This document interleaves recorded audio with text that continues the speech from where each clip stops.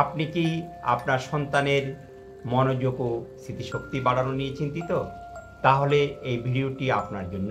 So welcome to my channel শিশু মনের জানালা। আজকে আমি আলোচনা করব কিভাবে শিশুদের মনোযোগ ও স্মৃতিশক্তি বাড়ানো যায়। কিছু সহজ উপায় অবলম্বন করলে আমরা আমাদের সন্তানদের মনোযোগ এবং স্মৃতিশক্তি বাড়িয়ে তুলতে পারি। মনোযোগ বাড়ানোর উপায়: শিশুকে পাজল ও ব্লকস খেলতে দিন।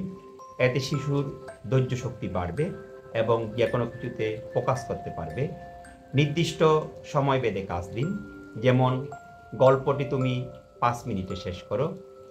ডিজিটাল স্ক্রিন টাইম কমিয়ে দিন।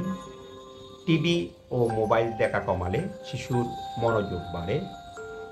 স্মৃতিশক্তি বাড়ানোর উপায়: শিশুকে ছড়া ও গান শিখতে দিন। রাইম শিশুর স্মৃতিশক্তি বাড়াতে সহায়তা করে। গল্প বলে প্রশ্ন করা: শিশুকে কোনো একটি গল্প বলুন, তারপর গল্প থেকে শিশুকে প্রশ্ন করুন, যেমন গল্পে কি হয়েছিল বা গল্পে কারা ছিল।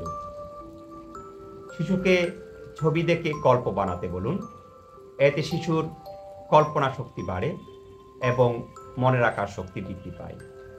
এটা ছাড়াও আপনি প্রতিদিন ইএফটি টেপিং পদ্ধতিটা শিশুকে অনুশীলন করাতে পারেন। আমি একটু দেখিয়ে দিচ্ছি কিভাবে আপনি ইএফটি টেপিং পদ্ধতিটা অনুশীলন করাবেন। হাতের 2 বা 3টা আঙ্গুল নিয়ে চোখের উপর, চোখের নিচে, হাতের এই জায়গায় ট্যাপ করবে এবং ট্যাপ করতে করতে বলবে, আমি মনোযোগ দিতে পারি, আমি যে কোনো কিছু মনে রাখতে পারি, আমি স্মার্ট এবং আত্মবিশ্বাসী।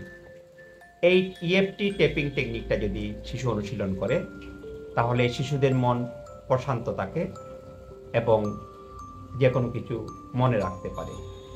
আপনি যদি আপনার সন্তানের মনোযোগ ও স্মৃতিশক্তি বাড়ানোর জন্য এই পদ্ধতিগুলো অনুশীলন করেন, আপনার সন্তান ধীরে ধীরে মনোযোগ এবং স্মৃতিশক্তি বাড়াতে পারবে।